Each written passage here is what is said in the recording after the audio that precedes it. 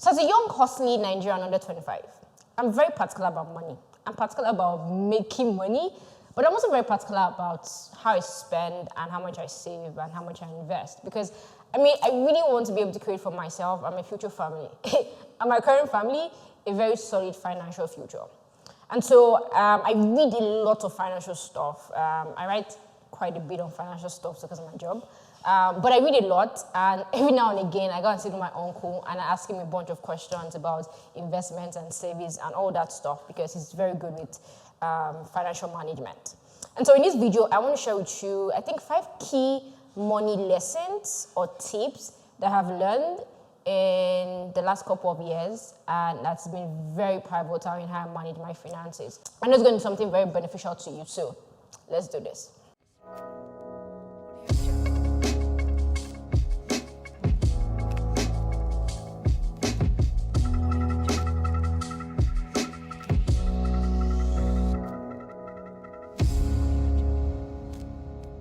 Hey guys, thank you so much for staying to watch this video. My name is Itimi, and I create brand marketing, inspirational lifestyle videos on my YouTube channel every week.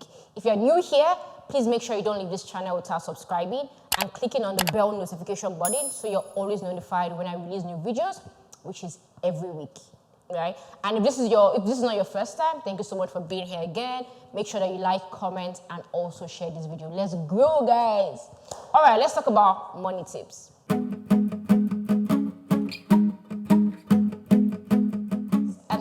I've been very consistent about this. Whenever I receive any income at all, like any income at all, no matter how small, the first thing I do is take out the certain amount that I want to save.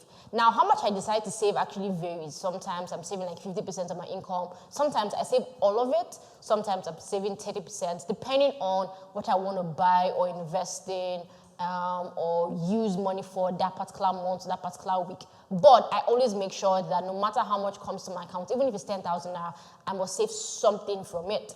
And I take my savings out of it first. Now, I use 3 different financial apps to do my savings. I use PiggyVest, I use Carrywise, and I use ARM Paid Investor. Now, people ask, why do you have so many? I have so many because I actually like to save in different places for different things. So when I'm saving for a particular kind of project or a particular stuff, I can say, you know what, this is PiggyVest. I'm going to just save for this particular reason on PiggyVest.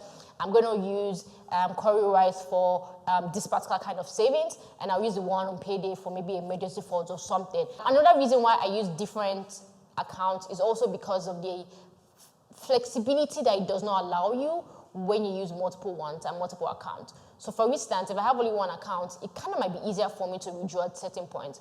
But my PiggyVest and my Payday, they have different kinds of withdrawal restrictions. So one, it's easier for me to withdraw. The other one is not easy. Sometimes I tend to put more money in the platform that is not very easy to actually bring up. Maybe it will take like 24 hours or 48 hours than the one that I'll get within minutes, because that way, if something happens and I just want to splurge, I won't go and be splurging from the account that has most of my money, because I'm able to, divide them differently. So yeah, that's how I do my stuff. But the most important thing is save first, right? So that you don't start spending your savings.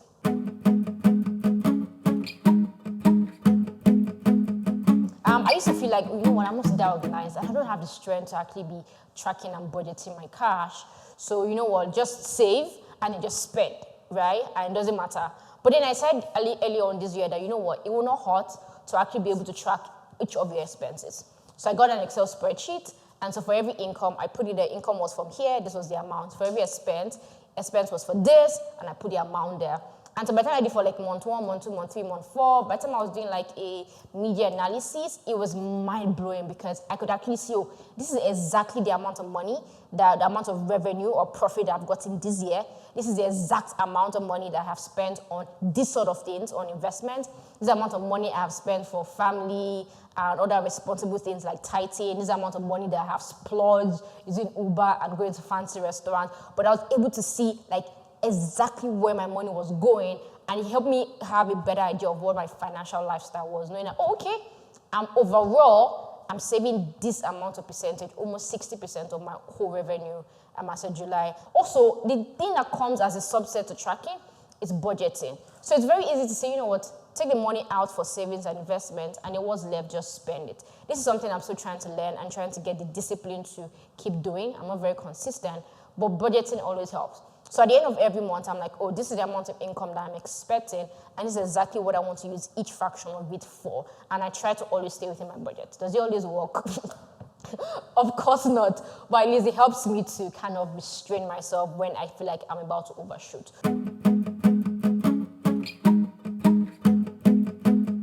So as young people, sometimes we don't really think a lot about having emergency funds. We're just thinking of what the money was saving, or the money we want to use to do this, money for travel, etc., etc. But at some point, I started asking myself, what if you lose your job? Or what if somebody you love, or even you, become incapacitated? What if you can't work? What if you can't? What if something terrible happens, and for a month or 2 months or 3 months or 5 months, God forbid, you are not able to earn any more money? What would happen? I thought about it, and damn, it scared me. Oh my God. And that's when I started creating for myself emergency funds. Emergency fund is just something that if anything happens to you, you can live, you can still cover your living expenses for a minimum, a best minimum of 3 months. Ideally, maybe 6 months to a year. You might never need it, and awesome, but again, you might, right? Maybe it won't be just for you, but maybe somebody in your family might fall sick and need hospital bills. I mean, emergency fund is very important. I hope I never get to use my own for like emergencies, but it's there. Because what if I even quit my job today and I want to just go and hustle or just go and baby girl? This emergency fund will come in handy. So I think it's something that it's important to know that you're not too young to start creating or curating your own emergency funds, just so that if any, because life can be so freaking uncertain, you want to make sure that you're secure and you won't have to beg or you won't be stranded for a couple of months.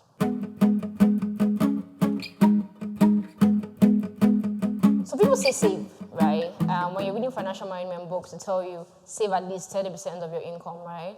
Every single time. But why do you save, right? Over time, I've realized that I save, or I would want to save, for 3 reasons. 1, for projects. 2, emergency funds, because I always want to keep adding to, just in case. And 3, and most importantly, I want to save so I can invest. Because when you save for emergency funds and you save for projects, maybe it's house rent or a car or a new laptop or it's travel, those things are expenses. You are saving to spend. But when you save for investment, what you're doing is you're saving to make more money, right? So it's very important that you're thinking about investment. You can start from the littlest thing, doing mutual investment or do agro investment, right? All these agro companies are here and there. But just make sure you're investing so you can get money returned back no matter how little.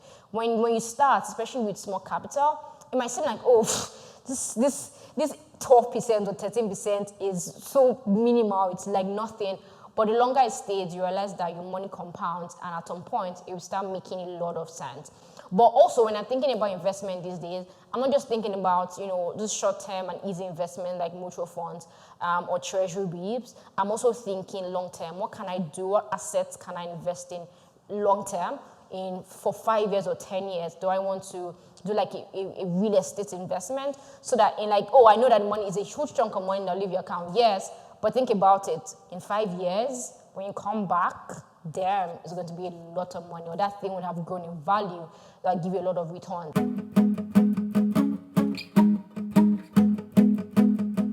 Say after me, guys. Dollars. So here's the thing, especially if you're a young Nigerian and you're watching this video. Our currency is trash, right? It's almost always going to be going down in value, except something happens that shoots up our economy again. And so when we're doing all this naira investment, it seems like a lot of money, but if inflation hits us again and a dollar becomes like 500, you realize that, damn, you thought you're rich, but you're super broke. So a part of saving to invest for me now is saying, oh, okay, there has to be 2 kinds of investment, or 3. 3 kinds of investment. The short-term, mutual funds, treasury bills, blah, blah, blah. The long-term asset investment for 5, 10 years.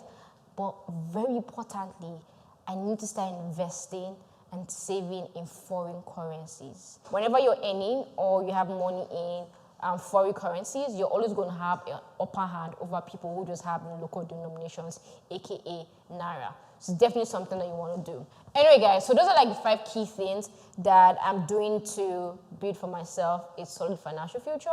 There are a couple more lessons. I'll probably do another video for it, but these are the key ones. I hope that you've learned something from this video. If you have some really good financial habits, please let me know in the comment section below. I would totally love to learn from you. If you learned something from this video, also let me know. Don't forget to leave this channel, tap subscribing and turning on the bell notification button. Also, make sure you share. Peace out.